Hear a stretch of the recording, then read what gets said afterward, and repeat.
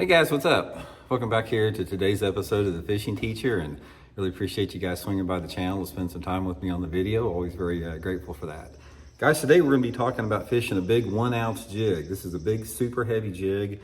There are situations specifically in the summertime of the year where this thing really works good. So what I'm going to do is I'm going to lay out the scenarios that a 1 ounce jig will outperform about any other size, because it makes a huge difference, guys. When you see a 1 ounce jig fall through the water versus like a traditional 3/8 ounce jig, it looks like a completely different bait. And at times those big fish will really react to it. So we're going to get to that today's episode.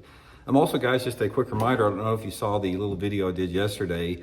Our Fish the Moment lake map breakdowns are back up. Now, these are maps that I created myself. They took me like 2 years to build. I created them for the fishthemoment.com website. And these maps that are lake map breakdowns, we got lakes all over the country. We got them for every season of the year. And what they do is they give, I've identified 40 different GPS waypoints depending upon the season. And each one of those waypoints, you can download them straight to your electronic unit. And I give you guys tips and advice on how to fish each spot, and then you can duplicate it. And it's a great way to learn more about your favorite lake, or if you've never been to a lake, it's going to give you some good spots. So I'll put the lake map breakdown, my Fish the Moment lake map breakdown link in the description. And also please check out our Tackle Warehouse link in there, because I'm going to link some of the big jigs in there, the specific 1 ounce jigs we're talking about, in the link of the description of my Tackle Warehouse link. So much appreciated there.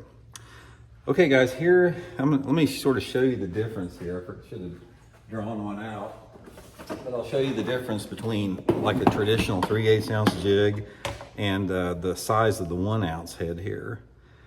Now here's, for example, here's a 3/8 ounce head, which is the head a lot of people throw. And here's the head difference on the 1 ounce size. You can see how much gianter, how much bigger this head is on here. This is a 1 ounce chunk of lead, and this thing falls like a rock when it falls through the water. And normally when I'm using the big jig, guys, for the technique I'm talking about, I'm always using a black and blue jig. And my favorite is this Zoom blue big salty chunk on here, which again, I'll link all this in the description of the video. This is how I set it up for the technique that we're going to be talking about today. Now, there's two different scenarios that I want to talk about when a 1 ounce jig is the only size or only jig you need to use. The first, which it's not going to be as applicable as the second, but the first situation is flipping this thing in extremely heavy cover around like matted vegetation or back in thick cattails and reeds. All you guys that fish down south in Florida and Texas, anywhere that's got matted vegetation or, cattails and, buggy whips and that type of deal, the 1 ounce jig can be really good in that super thick, vegetation, because it allows you to penetrate that vegetation, which is pretty obvious. But the main technique I want to talk about is fishing this 1 ounce jig around traditional bass fishing structures, pitching and flipping it around boat docks, lay down trees. There could be shallow grass beds, there could be logs, there could be a stump in the water, any type of hard shallow water structure for the 1 ounce jig. Now, the time this thing excels more than anything else is in the hot weather. I'll be back 1 second, guys. I got a text I got to get back here. Okay, guys, I'm back. Sorry for that little interruption there. So anyway, what I was saying, the primary thing that I want to talk about today is fishing this big heavy jig around traditional hard structures in the summertime of the year. Now, there's a couple different things that have to sort of take place for this to really work good. Number one is you have to have enough shallow water cover, and you have to have a mix of the right water clarity and the right water temperature.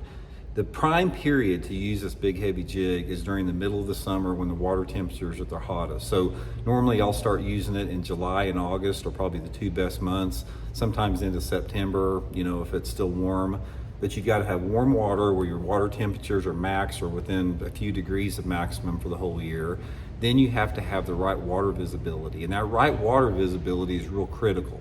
Normally it's anywhere between, say, 8 inches to no more than 1.5 feet. Doesn't really work good if you've got really, really dirty water. Say if you got water visibility like that, you need at least about that much water visibility, up to 1.5 feet, with the mix of shallow water cover. And you need quite a bit of shallow water cover. So my favorite scenario with it is, my favorite deal is a flooded bush. And a lot of times in the summertime, you don't have flooded cover. But if you happen to have high water conditions, like abnormally, high water, and you got flooded trees or flooded bushes, that's the number one structure for it. The second would be, any type of shallow gator grass vegetation, shallow lily pads, followed up by docks and lay down trees. Simply, it's very simple, guys. Normally I pitch it on 25-pound test Seaguar and Vizix line. I don't like braided line with it. I like heavy fluorocarbon. Got my Alkalies Megabass flipping stick, and just fishing it and flipping and pitching around whatever shallow cover that you have available. And the strike usually occurs as soon as the jig hits the bottom. This thing will fall, excuse me, like a rock, like that. And in that warm water with that mix of the right water visibility, the super fast fall and the large profile will create a reaction strike in that shallow water.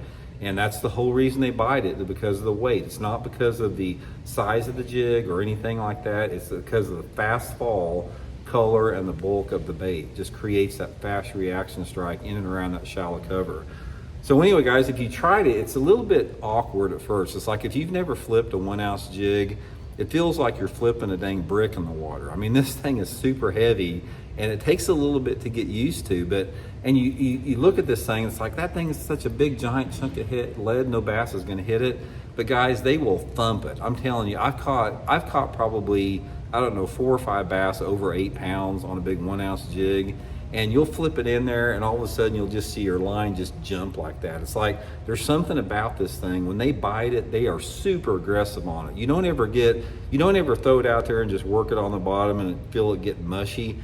Normally when they hit this thing, they will hit it super aggressive, and they'll hit it right off the bat, and they hit it either on the way down or just as soon as it hits the bottom. You usually don't even have to hop it for them to get it. So anyway, guys, I'll link some heavy jigs in my Tackle Warehouse description. You might try them anytime you're around shallow cover. Mix it up. Sometimes you guys hear me talk about small finessey baits work good flipping in the summer. Sometimes they like the polar opposite of it. They want this big power jig. You just have to mix it up to see what they want. But just another thing to add to your arsenal, guys. So I hope it helps you guys catch a few. We'll talk later.